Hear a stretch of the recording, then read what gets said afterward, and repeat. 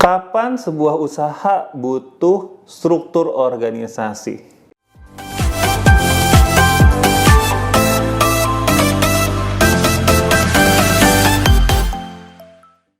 Halo semuanya, kembali lagi di channel Tanya Kak Sam. Kali ini ada yang nanya ke gue, kapan usaha gue itu butuh struktur organisasi? Jawaban dari gue mungkin berbeda sama orang lain adalah di saat kamu menjalankan usaha kamu tidak lagi sendirian. Jadi walaupun baru berdua, menurut gue itu juga sudah membutuhkan struktur. Kenapa?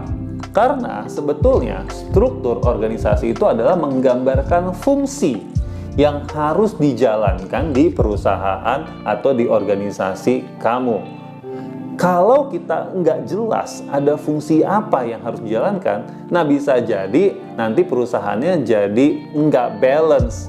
Ada sibuknya cuma sales, ada jualan ternyata, tapi harusnya ada fungsi untuk mencatat keuangan gitu ya, mengurusin soal analisa keuangannya dan sebagainya. Nah, jadi kalau kita udah jelas, oh ternyata kita butuh fungsi ini dan sebagainya, disitulah kita jadi bisa melihat pembagian kerja di antara dua orang ini. Katakanlah tadi kita baru berdua, oke?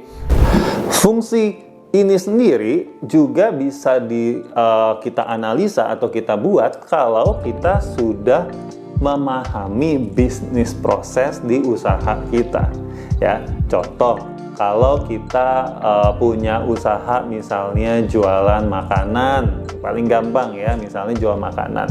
Berarti kan ada proses membeli bahan makanan, ada proses mengolah bahan makanannya ya, memasak, ada proses untuk menyiapkan makanan, ada proses untuk mendelivery, ada proses taking order, menerima order, ada proses menerima pembayaran. Nah, proses-proses ini bisa kita tuangkan menjadi fungsi-fungsi yang tadi sudah saya jelaskan. Oh, ternyata ada fungsi untuk membeli. Kalau di perusahaan-perusahaan besar biasanya disebutnya adalah purchasing.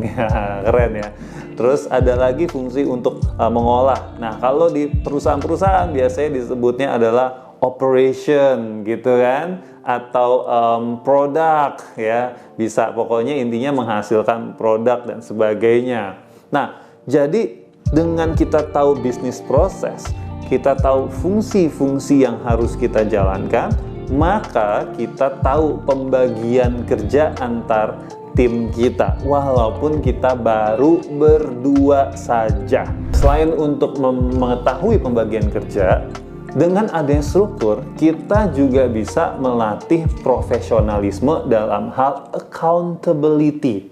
Apa itu maksudnya? Nah, tenang, gampang kok. Maksudnya begini, walaupun kita hanya berdua, kita tetap harus tahu siapa yang report ke siapa.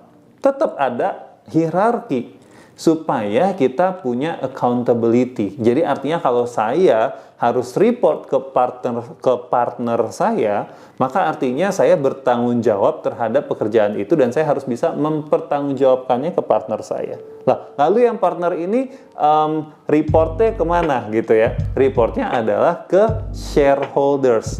Siapakah shareholders? Kalau misalkan kalian punya berdua ini adalah sama-sama pemegang sahamnya, ya berarti kepada kalian berdua juga.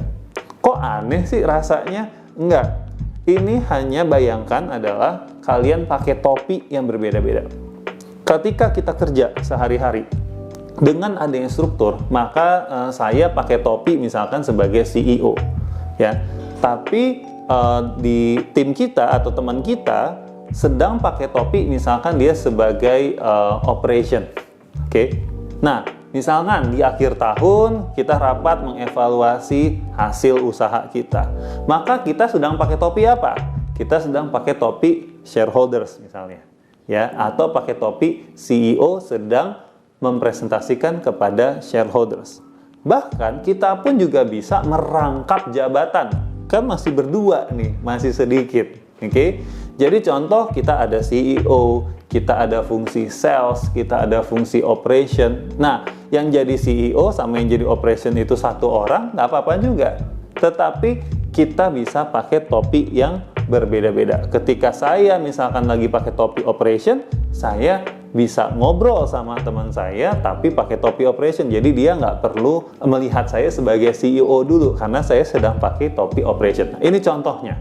Yang ketiga, dengan adanya struktur organisasi, kita juga jadi lebih jelas dan juga objektif dalam melihat seberapa besar workload kita masing-masing.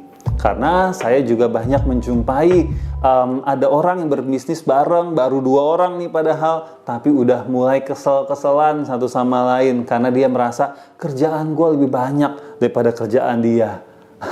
Ini kenapa? Karena nggak jelas struktur organisasinya gimana. Yang si A ini megang fungsi apa, yang si B ini megang fungsi apa. Ini nggak jelas. Jadi dua-duanya bisa jadi curiga bahwa yang satu bekerja lebih keras dibandingkan dengan yang lainnya.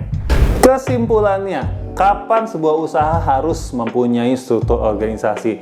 Saat usaha tersebut dijalankan oleh lebih dari 1 orang. Mengapa? Karena pertama, kita jadi clear, kita jadi jelas fungsi-fungsi apa yang harus dijalankan di organisasi tersebut. Yang kedua, kita jadi mempunyai accountability, kejelasan, responsibility satu sama lain. Yang ketiga adalah kita jadi bisa melihat dengan objektif workload dari masing-masing orang yang terlibat di usaha atau organisasi kita. Apabila kamu ingin bertanya-tanya lagi tentang struktur organisasi, langsung saja komen di bawah ini atau bisa kontak kita melalui www.fproject.id. Itu adalah website kita, atau di bawah juga ada nomor WhatsApp nih di caption kita, langsung aja hubungin, consult sama kita, ngobrol-ngobrol dulu juga nggak apa-apa.